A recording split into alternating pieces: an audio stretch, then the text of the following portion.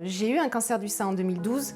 J'ai recherché pour accompagner mon parcours et pallier à tous les effets secondaires de mes traitements, un lieu qui puisse m'offrir du sport adapté, du cocooning en fait. Je n'ai pas trouvé dans le Gard et j'ai trouvé un lieu similaire à Montpellier. Quand on a une maladie comme ça, on a un changement de paradigme complet. Et je me suis dit, qu'est-ce que je vais faire de cette expérience de la maladie? Je me suis dit, je vais créer un lieu comme celui où j'allais à Montpellier, dans le Gard, pour que tous les Gardois, malades du cancer ou en rémission, puissent bénéficier de soins de support et de bien-être comme j'avais pu en bénéficier.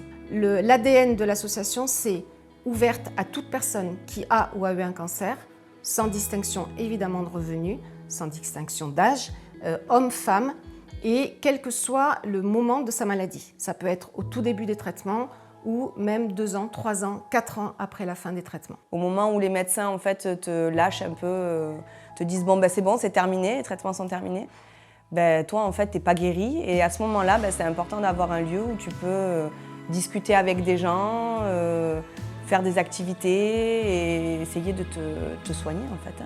Soigner l'esprit, avec les psychothérapeutes, avec toutes les thérapies comportementales et soigner le corps avec toute l'activité physique, les massages bien-être, voilà, prendre soin de soi.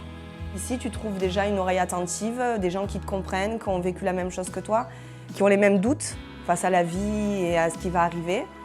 Et puis, tu rencontres aussi des gens extraordinaires. J'ai encore un long chemin devant moi et tout ce qui se passe dans cette maison aide dans l'après à vraiment trouver, comme je dis, son chemin de vie et vers où on veut se diriger. Dès que tu as un problème qui surgit, il y a une solution dans le lieu en fait, pour t'aider à avancer. Le succès de cette ouverture ne dépend que du bénévolat, malheureusement.